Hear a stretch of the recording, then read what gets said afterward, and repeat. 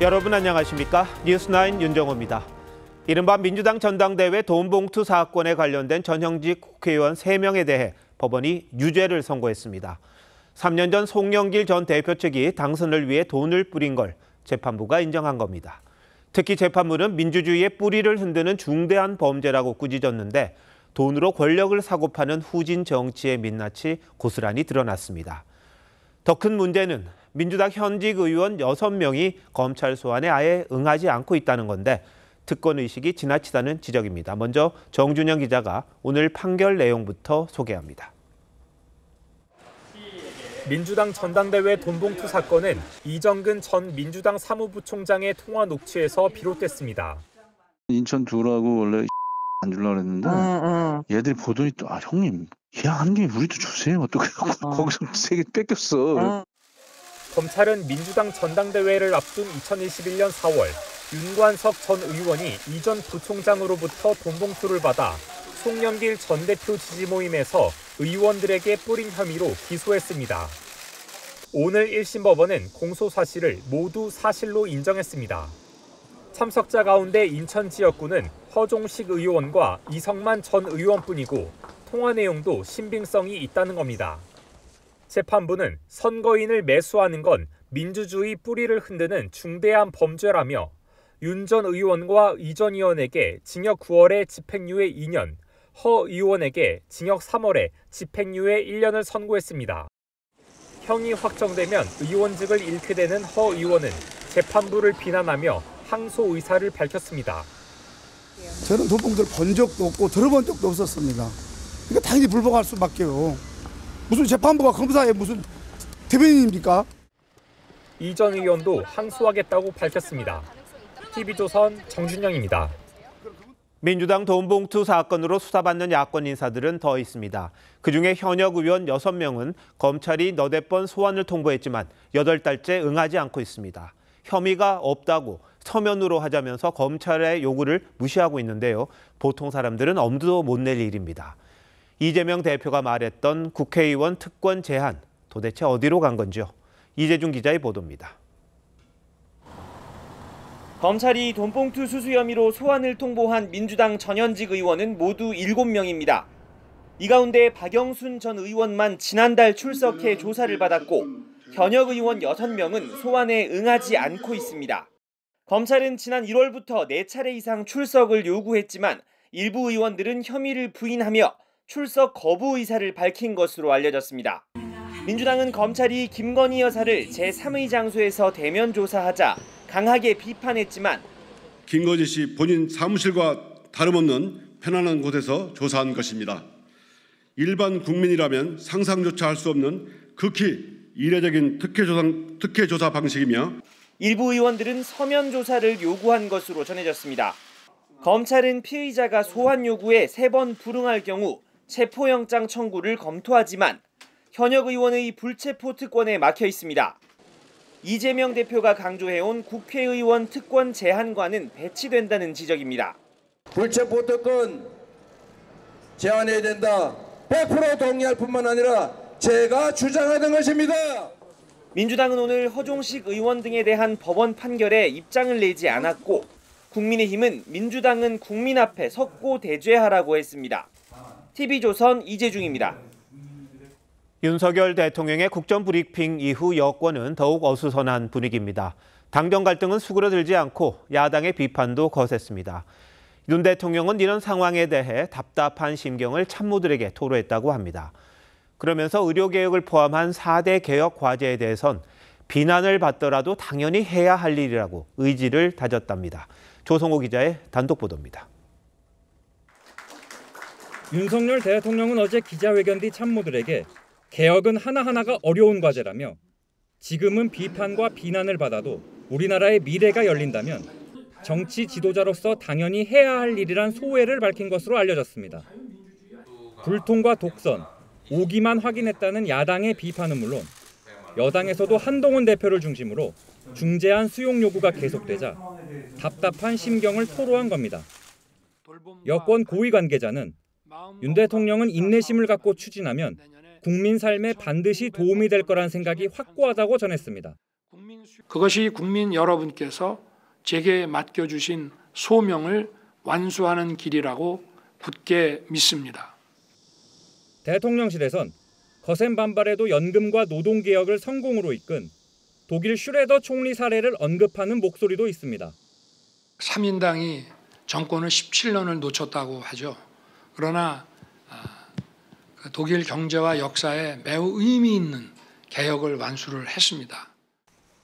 윤 대통령은 민주당 이재명 대표와의 영수회담에 대해선 부정적 반응을 보인 것으로 알려졌습니다.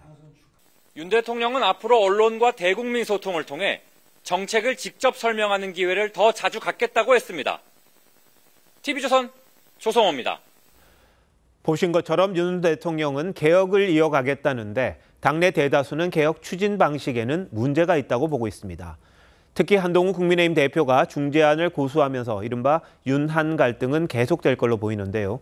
계파를 초월해 당정 소통을 원활하게 할 수 있게 서로 도와야 한다는 지적이 많습니다. 박한솔 기자입니다. 원조 친윤계인 권성동 의원이 작심 발언을 쏟아냈습니다. 2026년도 의대 증원 유예 중재안을 제시하며 대통령실과 각을 세우고 있는 한동훈 대표의 소통 방식을 문제 삼은 겁니다. 설득을 해야지 그냥 말 한마디로 툭툭 던진다고 일이 해결되지 않습니다. 대통령과 함께 가기 위해서 지도부가 더 많이 고민을 해야 된다. 당정 불화로 재집권에 실패했던 이회창, 정동영 후보 사례까지 언급했습니다. 한 대표는 민심을 반영하는 게 여당 대표의 의무라며 반박했습니다. 반영하기 위해서 노력하는 게 집권 여당 대표의 임무입니다. 그러라고 63%가 저를 지지해 주신 것 아닌가? 저는 그렇게 생각합니다. 다만 정부의 의료개혁 방식이 거칠다는 데엔 이견이 없었습니다. 연찬회에서 의료개혁 방침을 설명한 대통령실과 정부 인사들을 향해 계파를 불문하고 쓴소리가 쏟아진 겁니다. 한 친한계 의원은 빅5 병원은 연구 교수들까지 투입되는데 괜찮다는 거냐고 따져 물었고, 친윤계 의원도 의료 현장에 불안감이 있는 건 사실이라며 우려를 나타냈습니다. 한 대표를 향해 쓴소리를 한 권성동 의원 역시 정치는 현실이라며 구체적인 해결책을 주문한 걸로 알려졌습니다. 의정 갈등이 더 이상 지속돼선 안 된다는 점에 당내 이견이 없는 만큼 당정 소통 과정에 계파를 초월한 협조가 필요하다는 목소리가 힘을 얻고 있습니다. TV조선 박한솔입니다. 민주당도 순풍만 부는 건 아닙니다. 앞서 전해드린 돈봉투 사건 유죄 판결 말고도 자신들이 주도했던 탄핵 소추가 잇따라 기각되면서 탄핵 남발론이 제기되고 있습니다. 민주당은 흔들림 없이 탄핵을 이어가겠다는데 내부적으로는 역풍을 우려하는 목소리도 있습니다. 최원희 기자입니다. 지난 21대 국회부터 현재까지 민주당이 주도해 국회를 통과한 탄핵소추안은 모두 6건입니다. 이달 탄핵안이 처리된 이진숙 방통위원장과 재판으로 탄핵 심판 절차가 중단된 손준성 검사를 제외하곤 모두 각하되거나 기각됐습니다. 특히 전원 일치로 기각 결정이 내려진 이정섭 검사의 경우 현재는 야당이 주장하는 탄핵 사유에 대해 대부분 의혹이 불분명하거나 직무와 관련 없다고 판단했습니다. 무리하게 탄핵을 밀어붙였다는 건데 민주당은 여전히 다른 검사 4명에 대한 탄핵 추진을 이어가겠다는 방침입니다. 아쉬운 점들을 저는 어제 좀 얘기를 많이 들었습니다. 초기에 대리인이 그렇게 적극적으로 움직이지 않았던 것 같다라든지.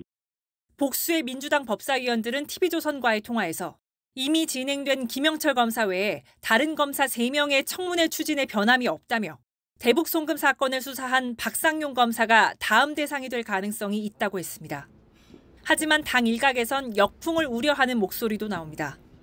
당 관계자는 제대로 된 검토 없이 당력을 낭비해왔다며 탄핵보단 민생 현안에 집중할 때라고 했습니다. 이재명 대표가 연일 먹고 사는 문제를 강조하며 외연 확장에 나서고 있지만 무리한 탄핵이 계속될 경우 결국 중도층 이탈로 이어질 수밖에 없다는 지적이 나옵니다. TV조선 최원입니다. 의정 갈등 해결을 놓고 개혁과 민심 사이에서 여권이 기로에 섰습니다. 오늘 여론조사가 공개됐는데 심상치가 않습니다. 정치부 여당을 책임지고 있는 김하림 기자와 정치권 상황 좀 더 짚어보도록 하겠습니다. 자, 김 기자, 오늘 윤 대통령 국정 지지율이 또 떨어졌습니다. 네, 오늘 공개된 윤석열 대통령의 국정 지지율은 23%로 최저치에 근접했습니다. 지난 4월 총선 참패 이후 수치와 비슷한 수준인데요. 당 지지율이 2%포인트 동반 하락한 점도 눈에 띕니다. 대통령 부정평가 이유로는 의대 정원 확대와 소통 미흡이 두 번째로 많았는데 특히 의대 정원 확대 때문이라고 답한 응답은 한 주 만에 6%포인트 올랐습니다. 네, 거칠게 해석하면 윤 대통령이나 한동훈 대표나 모두 잘한 게 없다, 이런 거죠. 네, 그렇습니다. 의대 정원 확대에 다수 국민들이 찬성한다는 여론조사가 나온 게 지난해 11월이었는데요. 사태가 장기화되면서 이 같은 여론도 흔들릴 수 있다는 신호로도 해석될 수 있겠습니다. 특히 이 문제를 놓고 대통령과 한 대표 간 충돌에 이어서 당정 간, 계파 간 갈등 양상까지 보이는 점도 영향을 미친 듯합니다. 네, 근데 일각에서는 당정 갈등이 아니다, 한정 갈등이다, 이런 말도 있던데요. 한 대표가 자신이 내놓은 중재안에 대해서 여전히 입장을 그대로 지키고 있기 때문인가요? 예, 한정 갈등, 그러니까 한동훈 대표 혼자 정부와 이제 갈등을 빚고 있다, 이런 친윤계의 불만이 담긴 표현인데요. 네. 친윤계는 의료 현장 상황이 심각하다는 문제 제기보다는 한 대표가 계속해서 대통령 메시지와 다른 선명성을 내세우거나 또 사전 조율 없이 언론의 메시지가 공개되는 방식 등을 문제 삼고 있습니다. 다만 한 대표 측은 대안 제시 없이 무조건 정부 편을 들어줄 수는 없는 것 아니냐는 입장입니다. 네, 개혁이라는 게 쉽게 이루어지는 건 아니니까 이런 갈등도 있고 충돌도 있을 수밖에 없는데, 자, 민주당 얘기 한번 해볼까요? 민주당도 탄핵 검사가 또 기각이 됐습니다. 탄핵안이 기각되면서 민주당 내부도 좀 술렁인다, 이런 이야기가 있던데. 예, 맞습니다. 검사 탄핵 기각과 민주당의 검사 탄핵 추진에 대해서 한동훈 대표는 이재명 대표 재판을 앞두고 판결에 불복하기 위한 빌드업이라고 지적했습니다. 의정 갈등이 여권의 약한 고리라면 민주당의 아킬레스건인 사법 리스크를 파고든 건데요. 여기에 민주당 돈봉투 사건까지 1심 유죄가 나오면서 사법 리스크가 쌓여가는 분위기입니다. 그래서 민주당 내에서는 탄핵에 집중했던 당의 역량을 해병대원 특검법에 집중하는 쪽으로 전략을 수정해야 한다는 목소리도 나옵니다. 10월에는 이재명 대표 판결도 나올 테니까 사법 리스크가 더 좀 커질 수도 있겠다, 이런 생각도 드네요. 자, 모레죠, 일요일 날 여야 대표가 만납니다. 해병대원 특검법 의제에 포함됐습니까? 네, 포함됐습니다. 야당의 요구가 반영이 된 건데요. 이 밖에도 민생지원금, 여당이 제안한 금융투자세 문제도 논의됩니다. 다만 의대 증원 문제는 국민의힘의 반대로 일단 빠져 있습니다. 빠지긴 했지만 이야기는 하지 않을까 싶긴 한데 의제 하나하나 다 만만치가 않습니다. 뭔가 성과가 있을까요? 네, 해병대원 특검법의 경우에 민주당은 한동훈 대표가 제안한 제3자 특검법을 발의하라고 압박을 하고 있는데요. 한 대표는 여당 내 의견 수렴이 먼저라는 입장입니다. 반대로 여당이 요구한 금투세 폐지에 대해서는 민주당이 온라인 토론을 통해서 의견을 들어보겠다고 하는 상황이죠. 양당 모두 당내 입장이 정리되지 않아서 구체적인 결론을 도출하기는 현재로선 쉽지 않은 상황입니다. 자, 여야 대표 얼마나 만날 것 같아요? 얼마나 만날 것 같나요? 몇 시간 정도? 일단은 90분으로 예정이 돼 있긴 한데. 넘을 것 같아요? 아니면 빨리 할 것 같아요? 그래도 좀 더 길게 하지 않을까, 개인적으로는 그렇게 예측을 하고 있습니다. 알겠습니다. 정치가 가능성의 예술이니까, 생물이라고도 하니까 한번 좋은 결과 기대 한번 해보죠. 김 기자, 잘 들었습니다.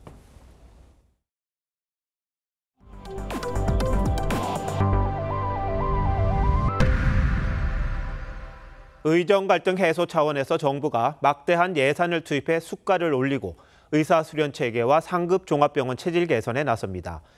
의료계가 의사수급 논의기구 등에 참여하면 2026년도 의대 정원 규모도 논의할 수 있다는데 현장 반응은 어떨까요? 송민성 기자가 자세히 알아봤습니다. 대통령 직속 의료개혁 특별위원회가 오늘 의료개혁 제1차 실행 방안을 발표했습니다. 먼저 특위는 올해 안에 의사수급 논의기구를 출범시키고 의료계 추천위원을 절반 이상으로 구성하기로 했습니다. 의료계가 이 과정에 참여할 경우 2026년 의대 정원 논의도 할 수 있다는 입장입니다.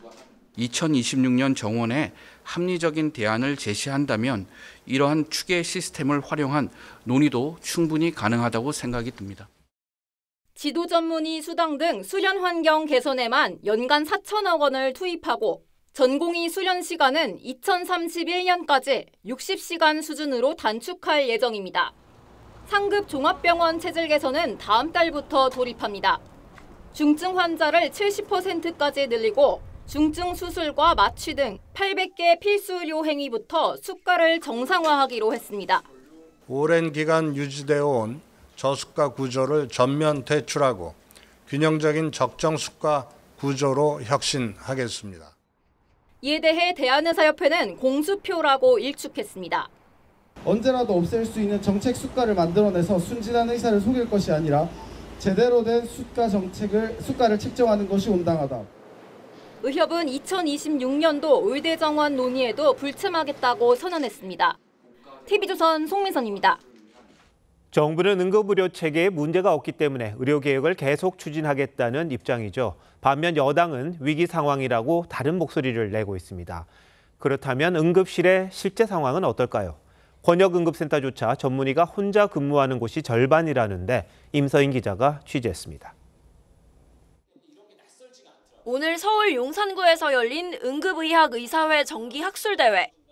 오늘 학회엔 이른 시간부터 전문의와 사직전공의 등 의사 270여 명이 몰렸습니다. 특히 미국 의사 되기, 캐나다에서 의사학위 강연이 성황을 이뤘습니다. 저도 개인적으로 해외 의사 면허 전환이나 이런 거 알아보고 있긴 한데 요즘에도 부쩍 관심 있으신 선생님들이 많아서. 원인은 응급실 파행.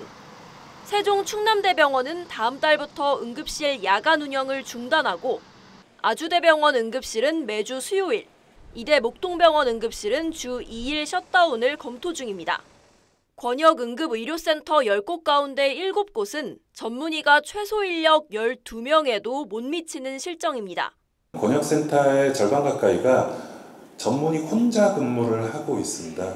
그중에 응급 환자가 2명이면 둘 중에 하나는 죽습니다. 뇌질환 환자가 병원을 찾지 못하는 응급실 뺑뺑이 영상이 국회에서 공개되기도 했습니다. 기침하고 이제 숨이 차다 그러는데 세츄레이션이 91%거든요. 저희는 안 될 것 같아요. 응급실에 방대기가 없으셔가지고 낮에는요. 의대교수협의회는 윤석열 대통령을 향해 직접 119 구급차를 타보라며 응급실이 열렸다고 의료 서비스가 제공되는 것처럼 말하는 건 정보 왜곡이라고 주장했습니다. TV조선 임서인입니다. 경찰이 원외 정당인 민중민주당을 동시다발적으로 압수수색했습니다.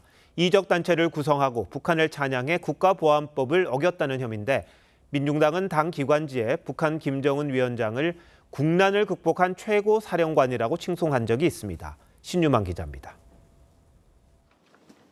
경찰 수사관들이 서울 종로구의 한 오피스텔에서 파란 박스를 들고 나옵니다. 경찰이 국가보안법 위반 혐의로 민중민주당 중앙당사와 당 관계자 집 등을 압수수색했습니다. 국가보안법 위반 혐의 입증할 수 있는 자료 찾으셨나요? 이적행위 증거 찾으셨습니까? 수사 중이라서. 경찰은 반국가 단체를 찬양 고무하는 행위를 금지한 국가보안법 7조 위반 혐의로 이상훈 대표 등 당원들을 입건해 조사 중입니다. 선관위 등록 정당인 민중당은 지난 3월 당 기관지에 북한 김정은 위원장은 최고 사령관으로서 국난을 극복하고 지도력을 확고히 했다고 했습니다.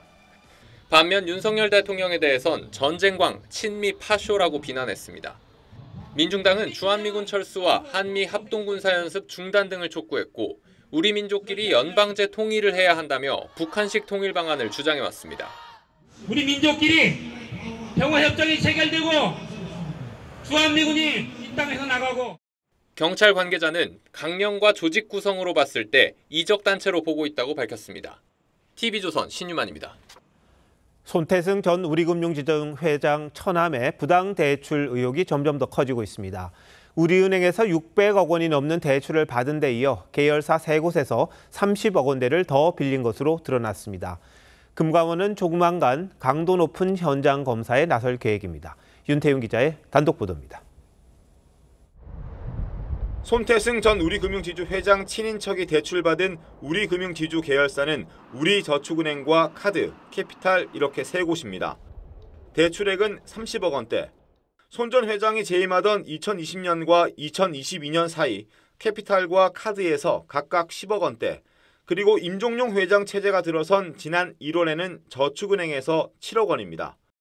이 가운데 약 18억 원이 상환되지 않고 있는 것으로 알려졌습니다. 이로써 손 전 회장 친인척의 대출액은 우리은행 616억 원을 포함해 650억 원에 육박합니다. 금감원은 대출을 해준 계열사로부터 관련 자료를 제출받고 조만간 현장 검사에 나설 계획입니다. 금감원 관계자는 정상적인 대출로 보기 힘든 부분이 있다며 강도 높은 검사를 예고했습니다. 도저히 용납할 수 없는 일이 많이 벌어졌기 때문에 여신 부분에도 강하게 지금 저희가 그런 감독 검사권을 행사하려는 계획인 거고. 우리금융지주도 부당 대출 여부를 확인하기 위해 자체 감사를 실시하고 있습니다. 이와 함께 경영진 친인척에게 부적절한 대출 등이 실행되지 않도록 방지하는 시스템 구축에 들어갔습니다. TV조선 윤태윤입니다. 어제 땅꺼짐 사고가 발생했던 서울 연희동 도로에서 또 도로 치마가 발견됐습니다. 워낙 통행량이 많은 지역인지라 시민 불안이 커지는데요. 서울시는 주변 지역 점검에 나섰습니다. 먼저 이낙원 기자가 오늘 상황 전해드리고 계속해서 싱크홀 사고 원인 전하겠습니다. 움푹 들어간 차도 위로 서울시 관계자가 망치를 내리칩니다.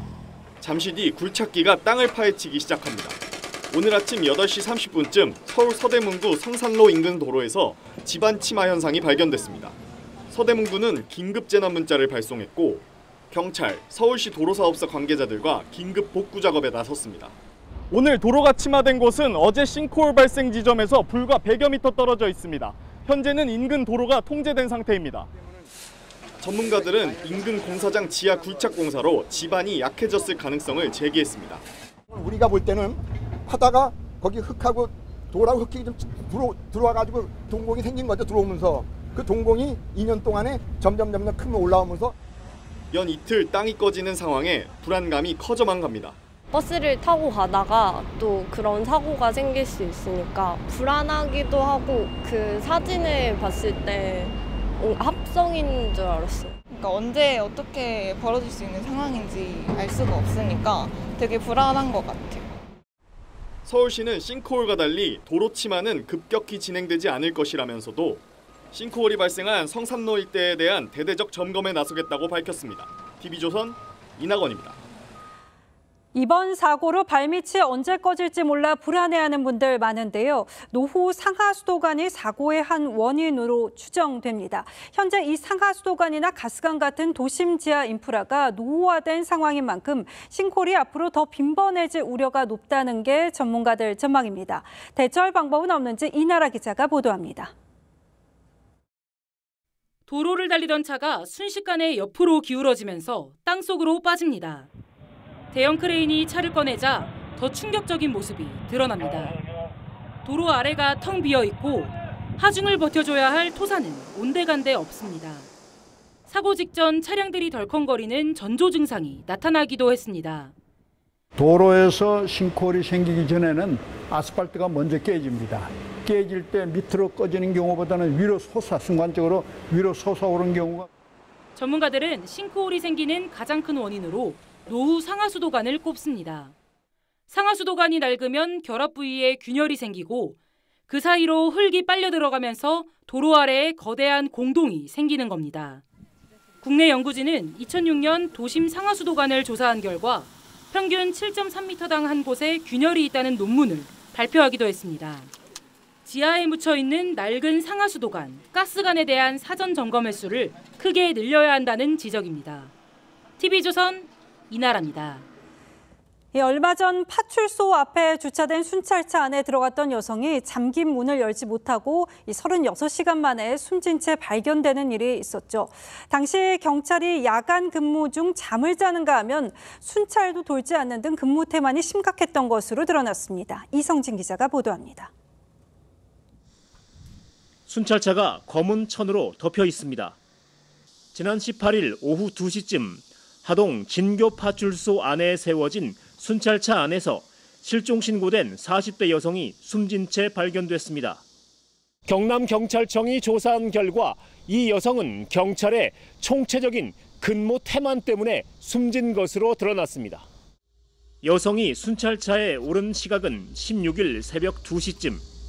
여성은 차에 오르기 직전 파출소 앞에 3분간 앉아 있었고 현관문을 3번 당겼지만 아무도 이를 몰랐습니다. 당시 상황 근무자 2명이 현관문을 볼 수 있는 1층 자리에서 벗어나 자고 있었던 겁니다.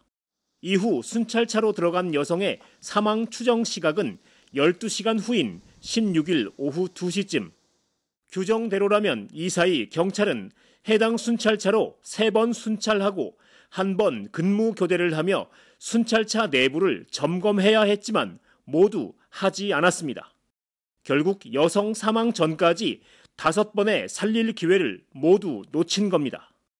규정대로 하지 않아 피해자를 조기에 발견할 수 있었음에도 그렇게 하지 못한 과오가 있었음을 확인하고 경남경찰청은 이 파출소 경찰관 13명과 하동경찰서장 등 16명을 대기 발령 등 인사조치했고 향후 감찰 결과에 따라 징계할 예정입니다. 또 경찰청은 농어촌 지역의 3급지 경찰관서를 대상으로 근무체계 등을 특별 점검하기로 했습니다. TV조선 이성진입니다. 이 며칠 전 법원에서 재판을 받던 피해자가 방청객이 휘두른 흉기에 찔리는 사고가 있었죠. 대체 어떻게 흉기 반입이 이뤄진 건지 의문이 터져나왔는데요. 오늘은 법무부 산하기관에서 보호관찰 대상자가 인화물질을 뿌려 19명이 다치는 사고가 벌어졌습니다. 공공기관 보안이 뚫렸다는 지적이 나옵니다. 이승훈 기자가 취재했습니다. 주유소 직원들이 갑자기 화들짝 놀라더니 옆 건물을 살펴봅니다.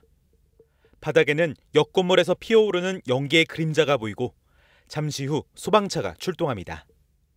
오늘 오전 9시 57분쯤 천안준법지원센터에서 방화로 불이 났습니다. 3층에서 연기가 시커먼 경기가 나오면서 사람들이 두 사람이 이렇게 얼굴 내리면서 막 호흡 못하겠다고 살려달라고 막. 출동한 소방이 16분 만에 화재를 진압했지만 불을 낸 50대 남성을 포함해 민원인과 직원 등 모두 19명이 중경상을 입었습니다. 50대 남성은 전자발찌를 찬 보호관찰 대상자로 센터를 찾아 면담 도중 왜 주거지 이전을 허락하지 않느냐며 자신의 몸과 주변에 인화물질을 뿌리고 불을 붙인 것으로 전해졌습니다. 보호관찰 대상자를 관리하는 준법지원센터는 법무부 소속 기관이지만 검찰청이나 법원과 달리 소지품 검사를 하지 않는 탓에 인화물질을 숨겨올 수 있었던 겁니다. 등에 백팩을 메고 들어와요. 거기다 혹시 가져오지 않았을까. 그냥 3층까지 그냥 일반인 통제구역이 아니니까 거기는 그냥 올라가는 거죠. 경찰은 불을 낸 남성의 치료가 끝나는 대로 정확한 범행 경위를 조사할 방침입니다. TV조선 이승훈입니다. 40대 남성이 서울 마포대교 위를 서성이던 여성의 가방을 훔쳐 달아났다가 붙잡혔습니다. 경찰과 추격전까지 벌였는데 절도 전과자였습니다. 조윤정 기자입니다. 자전거를 타고 마포대교를 건너던 남성이 갑자기 멈춰서더니 바닥에 있는 가방을 줍습니다. 경찰이 이 모습을 발견하고 뒤쫓지만 남성은 정지 요구를 무시한 채 골목길을 질주합니다. 지난 18일 밤 11시 30분쯤 40대 남성이 서울 마포대교를 서성이던 여성의 가방을 훔쳐 달아났습니다. 경찰은 추격 끝에 이곳에서 남성을 붙잡아 가방을 압수했습니다. 그 사람도 안 다쳐야 될 것 같고 시민들도 안 다쳐야 될 것 같아서 안전에 유의해서 추격을 했는데 꼭 잡아야 되겠다는 생각이 들더라고요. 경찰이 골목길에서 남성을 추격하는 과정에서 오토바이를 타고 검거를 도운 시민도 있었습니다. 차 따돌리는 솜씨가 보통이 아니에요. 오토바이는 기동성이 있으니까 제가 쫓아가서 멈춰 세울 수가 있었습니다. 경찰은 절도 전과가 있는 남성을 구속해 검찰에 넘겼습니다. TV조선 조윤정입니다. 마약 범죄가 우리 코앞까지 다가왔습니다. 마약에 취해 화장실에서 1시간 이상 버티고 있던 20대가 경찰에 붙잡혔고 또 다른 20대는 대낮 도심 한복판에서 마약에 취한 채 쓰러졌습니다. 변정윤 기자입니다. 경찰관들에 둘러싸인 한 여성이 갑자기 바닥에 주저앉습니다. 술에 취약이라도 한 듯 휘청거립니다. 잠시 뒤 경찰이 여성을 순찰차에 태웁니다. 어제 저녁 8시쯤 상가 화장실에서 여성이 1시간 넘게 나오지 않는다는 건물 관리인의 신고를 받은 경찰이 여성을 체포했습니다. 본인은 그냥 경비니까 신경 쓰지 마라. 그런 식으로 자꾸 얘기하면서 물을 좀 갖다 주면 안 되겠냐. 여성은 경찰이 출동한 뒤에도 이곳에서 1시간 정도 실랑이를 벌였습니다. 여성은 마약 간이 검사에서 양성 반응이 나왔습니다. 현장에서 그 여성 피해자의 눈동자가 풀려 있고 횡설수설해서 마약 간이 씨앗 검사에서 그 양성 반응이 확인돼 긴급 체포한 사안입니다. 경찰은 여성이 서울 강남의 한 호텔에서 마약을 투약한 사실을 확인하고 구속영장을 신청했습니다. 지난 6월엔 또 다른 20대 여성이 서울 강남구 코엑스업 횡단보도에서 마약에 취해 쓰러졌습니다. 경찰이 파출소로 데려갔는데 여성의 가방에선 케타민 봉지 2개가 나왔습니다. TV조선 변정현입니다.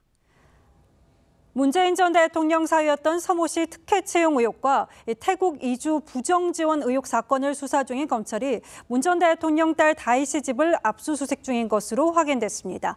검찰이 문 전 대통령 딸을 상대로 강제 수사에 착수한 건 이번이 처음입니다. 윤재민 기자입니다. 전주지검은 문재인 전 대통령의 딸 다혜 씨의 서울 자택을 대상으로 압수수색에 나섰습니다. 압수수색 대상은 문다혜 씨가 거주 중인 서울 자택으로만 한정된 것으로 파악됐습니다. 전주지검 측은 검찰 공보규칙에 따라 언론 문의가 많아 압수수색 사실을 공개한다며 문 전 대통령 자녀에 대한 태국 이주 부정지원 사건 관련이라고 밝혔습니다. 검찰은 이스타항공 창업자인 이상직 전 의원이 2018년 중소벤처진흥공단 이사장 자리를 대가로 서 씨와 가족들에게 특혜를 제공한 것으로 보고 수사를 진행하고 있습니다. 문 전 대통령의 사위인 서 씨는 항공업계 경험이 없음에도 타이이스타젯의 전무이사로 취업했고 다혜 씨를 비롯한 가족들 역시 태국으로 이주했습니다.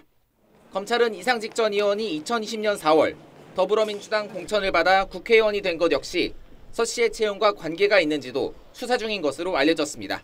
전주지검 수사팀은 당시 민정수석이던 조국 혁신단 대표를 내일 참고인 신분으로 불러 조사를 진행할 예정입니다.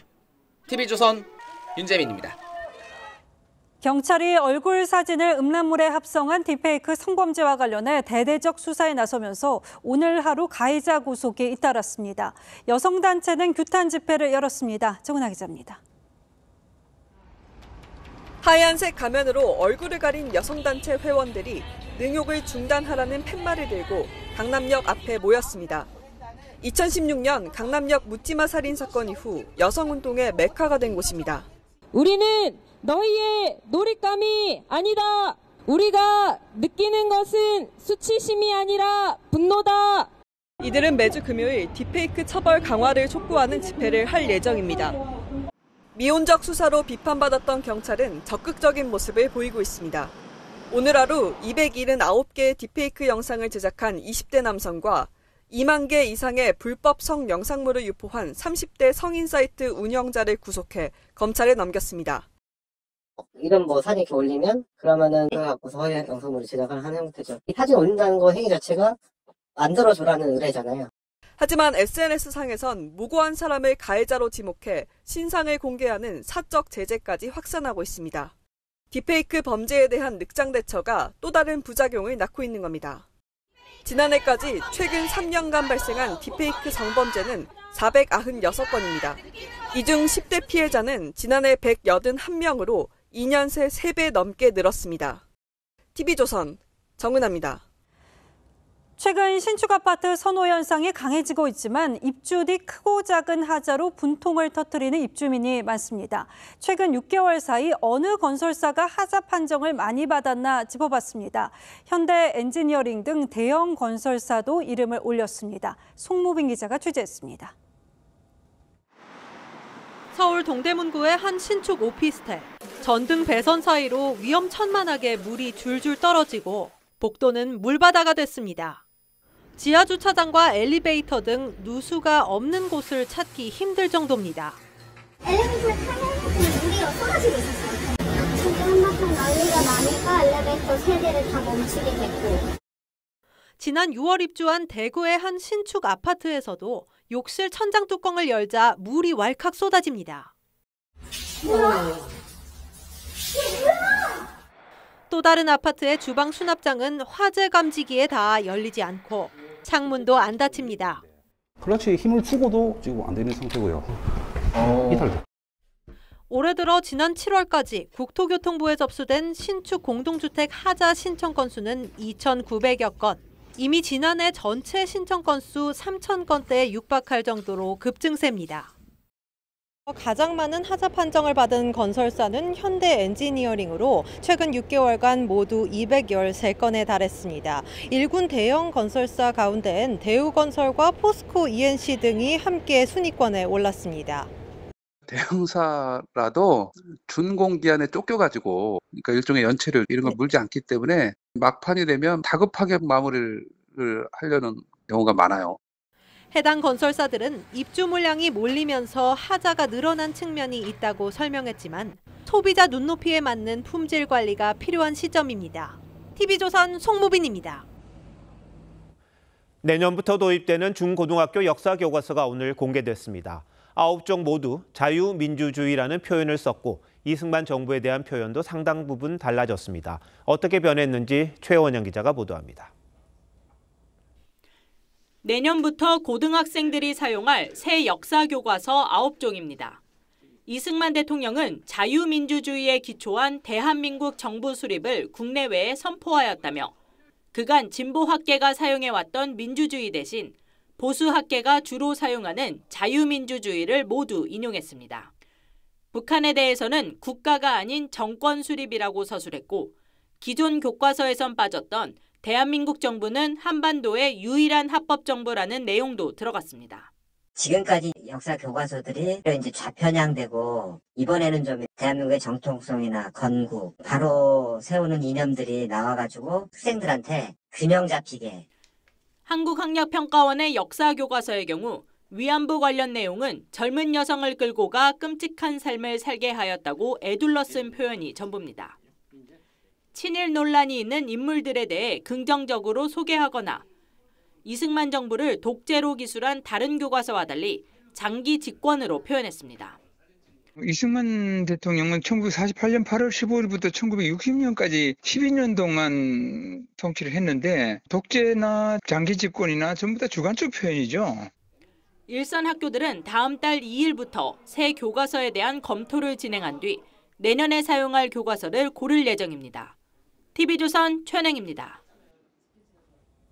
해난구조전대 SSU는 우리 군의 여러 특수부대들 중에서도 훈련 과정이 가장 힘든 곳입니다. 특히 12주 동안 이어지는 심해 잠수사 훈련 과정은 건장한 남성들도 반 이상 탈락할 만큼 악명이 높습니다. 그런 훈련을 우수한 성적으로 통과해 첫 여성 대원이 탄생했다는데 차정승 기자가 소개합니다. 구릿빛 피부의 남성 교육생들 사이에서 한 여군이 전력을 다해 노를 졌습니다. 교육에 집중하기 위해 머리카락까지 바짝 잘랐습니다. 좌연! 보트 부딪힌다 알아! 좌연! 땀이 비처럼 쏟아지는 특수 체조를 마치고선 곧바로 물에 뛰어들 준비를 합니다.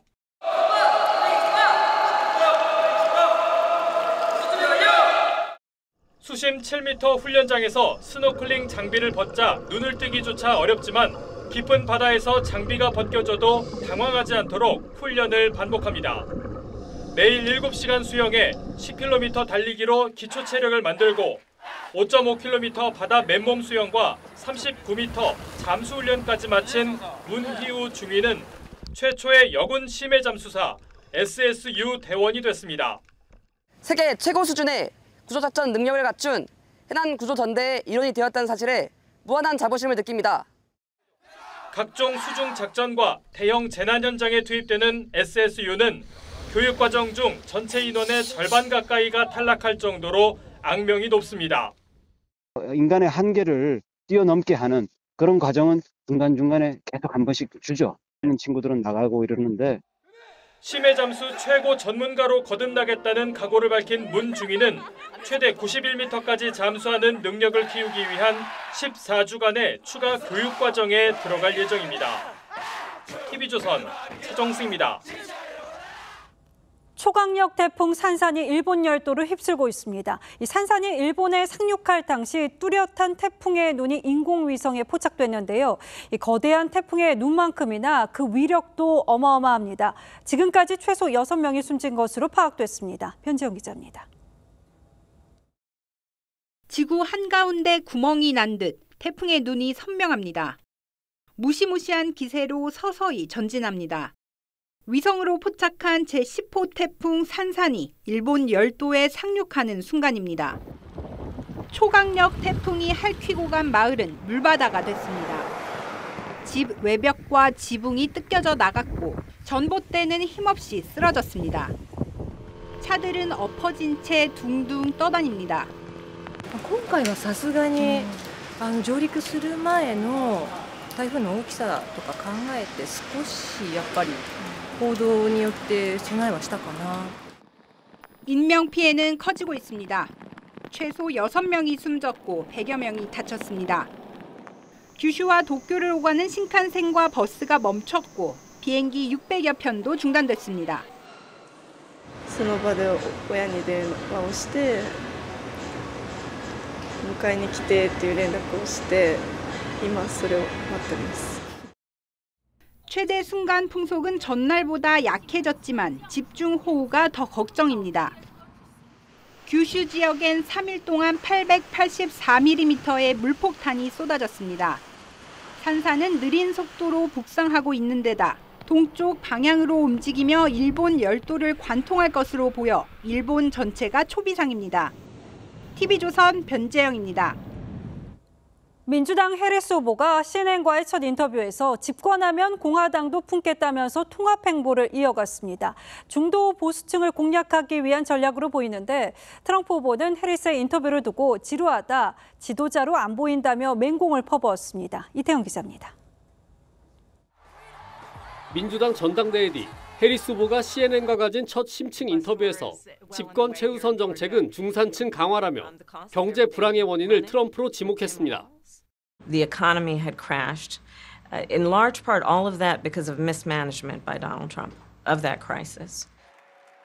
모든 미국인을 위한 대통령이 되겠다고 선언했던 해리스는 집권하면 공화당 인사도 임명하겠다며 거듭 통합 메시지를 냈습니다. You had a lot of Republican speakers at the convention. Will you appoint a Republican to your cabinet? Yes, I would. Diversity of opinion. I think it's important to have people at the table when some of the most important decisions are being made. 공화당 트럼프 후보는 해리스의 인터뷰가 끝나자마자 지루하다며 혹평했습니다. 그러면서 해리스가 지도자답지 않다고 비판했습니다. And she didn't look like a leader to me, I'll be honest. I don't see her negotiating with President Xi of China. I don't see her with Kim Jong-un like we did. 별장에 체류 중인 바이든 대통령도 겨냥해 조롱했습니다. He went to Delaware and he's laying on a beach sleeping all day long. Do you think Kim Jong-un is sleeping from North Korea with his nuclear? 트럼프의 막말 공세에도 현지 여론조사에서 해리스는 트럼프를 1%포인트 격차로 근소하게 앞서는 것으로 나타나 한 달 만에 지지율 역전에 성공했습니다. 이런 가운데 지난 전당대회 때 깜짝 등장했던 해리스 조카는 한국계인 것으로 알려졌습니다. TV조선 이태형입니다. 9월은 미술계가 유난히 바쁜 달입니다. 다음 주에 시작하는 광주 비엔날레와 대규모 아트페어인 프리즈와 키아프로 벌써부터 들썩이고 있죠. 유명 미술관과 갤러리도 축제 분위기입니다. 박수용 기자입니다. 가장 먼저 포문을 연 건 호암미술관입니다. 호암은 미술사에서 빌려온 여러 가지 요소로 초현실적 이미지를 만드는 스위스 출신 작가 니콜라스 파티의 대규모 개인전을 준비했습니다. 호암이 기획한 동시대 작가의 첫 전시입니다. Bridges between work from different time periods and in this case different places in the world, like with kind of a different cultural background. 아모레 퍼시픽 미술관은 북유럽 출신 유명 듀오 엘름그린 드라그셋의 전시로 관객을 맞습니다. 미술관이라는 공간을 그 자체로 재료로 활용하는 이 듀오의 특기는 전시 전체가 하나의 이야기가 되도록 만드는 겁니다. 이번 개인전은 아시아 최대 규모로 미술관을 수영장과 레스토랑, 아틀리에로 변신시켰습니다. So we're very happy to be back here. We've been working on this exhibition for a bit more than a year and a half since we visited the museum. 본격적인 축제는 9월 첫째 주에 시작이지만 경쟁적 장외전으로 미술계는 이미 뜨겁습니다. 압도적인 비주얼로 주목받은 스위스 현대미술가 클라우디아 콤테의 개인전과 단색화 거장 이우환이 직접 큐레이터로 나선 페이스 갤러리의 이우환과 마크 로스코전 역시 관심을 모으고 있습니다. TV조선 박소영입니다.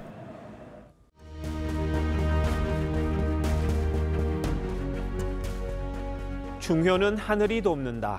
호남 명필 안기동 님이 남긴 휘호입니다. 효자가 유난히 가늘고 여립니다.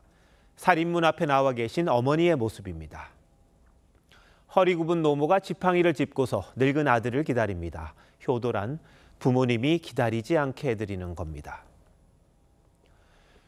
이어령 선생의 따님은 남캘리포니아 바닷가에서 살다가 아버지보다 10년 앞서 떠났습니다. 그리움은 쌓여 아버지의 유고 시집 마지막 시가 됐습니다. 내가 돌아와 차고문을 열던 소리를 들을 수 있을까? 바다로 내려가던 하얀 언덕길이 있을까? 헌팅턴 비치에 가면 내가 있을까? 시집 서문입니다. 내가 간 길을 지금 내가 간다. 그렇게 딸을 만나러 갔습니다. 그리움도 오래되면 늙은 호박같이 단단해지는 걸까요? 제 속 가득 절이 묻어두고 이름도 주소도 없이 말라가고 있었다지. 사리처럼 박힌 단단한 그리움. 25년을 하루같이 딸을 찾아 헤매던 송길용 씨도 사위여가고 있었습니다.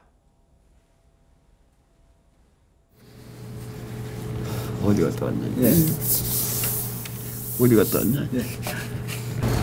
늦게 자랐어야. 제발 좀 나타나줘. 여고 2학년 딸 혜이가 실종되던 날 아버지의 삶의 시계도 섰습니다.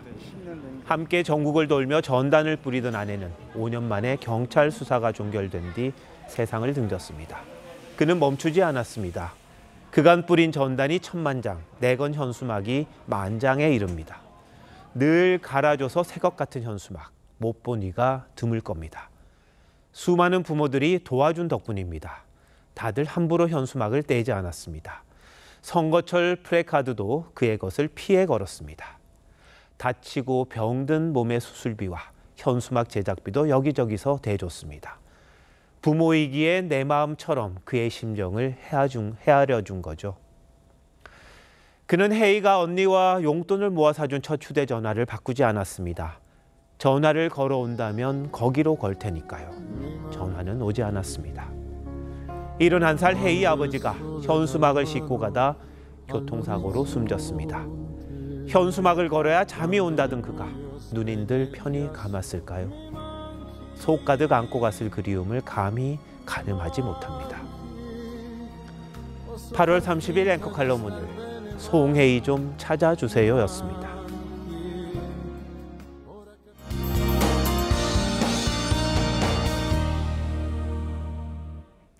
아침 저녁으로 선선해진 날씨에 다가오는 가을을 실감케 하듯 단풍잎이 물들어갑니다. 높고 푸르른 하늘도 그림 같은 풍경을 연출하고 있는데요. 이번 주말 동안 전국이 대체로 맑겠고 강원, 영동, 중남부 지역은 5mm 안팎의 비가 조금 내리겠습니다. 태풍이 불어넣는 동풍의 영향으로 주말인 내일도 서쪽 지역을 중심으로 폭염이 이어지겠습니다.